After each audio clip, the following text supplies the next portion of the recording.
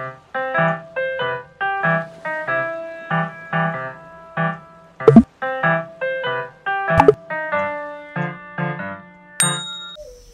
Swastiastu. Halo anak-anak, apa kabar anak-anak hari ini? Bu Guru harap anak-anak tetap dalam keadaan sehat dan tetap semangat untuk belajar.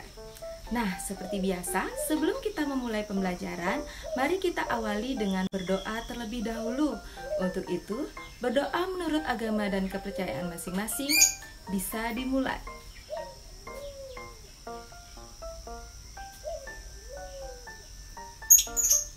Berdoa bisa diakhiri.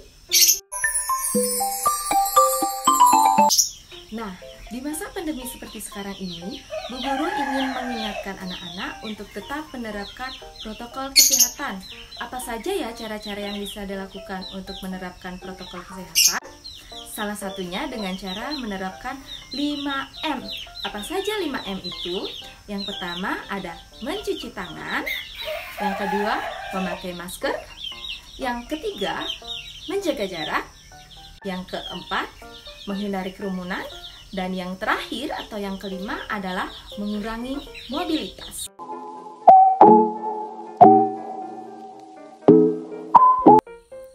Nah anak-anak, untuk hari ini kita akan belajar tentang tema 1, subtema 1, muatan pelajaran ilmu pengetahuan alam.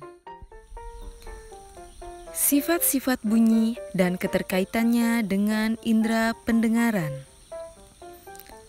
Adapun topik bahasan yang akan kita bahas hari ini adalah yang pertama, pengertian bunyi, syarat terjadinya bunyi, sifat-sifat bunyi, dan perambatan bunyi. Pengertian bunyi. Bunyi atau suara berasal dari benda yang bergetar. Adapun benda-benda tersebut berasal dari benda padat, benda cair, dan benda gas. Proses telinga mendengar bunyi. Bunyi dapat kita dengar karena gelombang bunyi merambat ke telinga kita melalui udara sebagai perantaranya. Adapun syarat terjadinya bunyi adalah yang pertama, ada medium atau zat perantara. Bunyi dapat merambat melalui benda padat, benda cair, dan udara. Yang kedua, ada sumber bunyi. Sumber bunyi adalah semua benda yang bergetar sehingga menghasilkan bunyi. Yang ketiga, ada pendengar. Pendengar yang dimaksud adalah hewan atau manusia yang mendengarkan bunyi. Nah, selanjutnya Bu Guru akan sampaikan contoh-contoh dari bunyi merambat melalui benda padat. Contohnya adalah melalui telepon kaleng. Pada penggunaan telepon kaleng, bunyi akan merambat melalui benang yang termasuk dalam benda padat.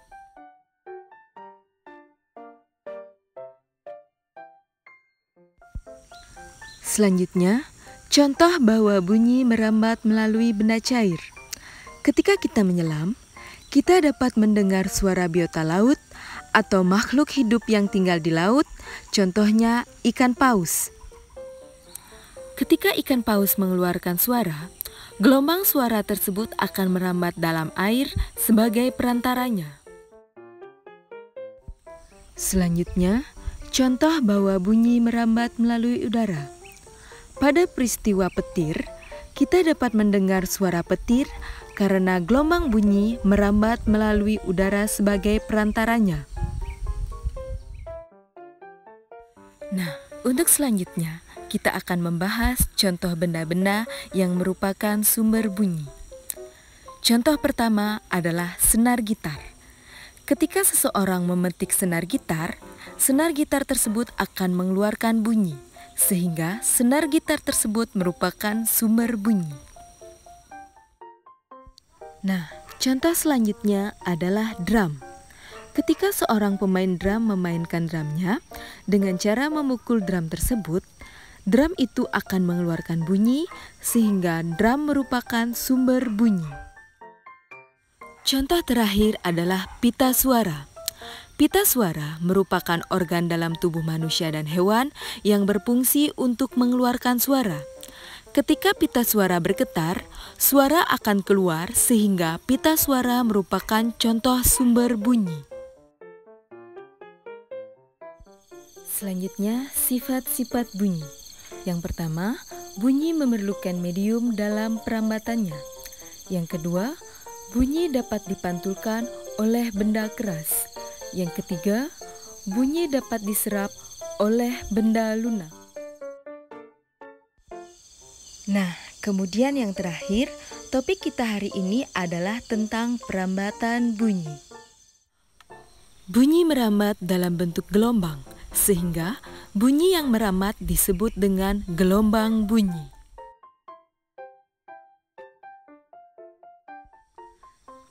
Terdapat 3 cara yang ditempuh bunyi untuk melakukan perambatan bunyi. Yang pertama, melalui benda padat. Yang kedua, melalui benda cair. Dan yang terakhir, melalui udara. Nah, sekian dulu untuk video pembelajaran hari ini. Untuk selanjutnya, silakan anak-anak mengerjakan Google Form yang telah Bu Guru siapkan dan Bu Guru akhiri dengan parame Santi. Om Santi Santi Santi Om.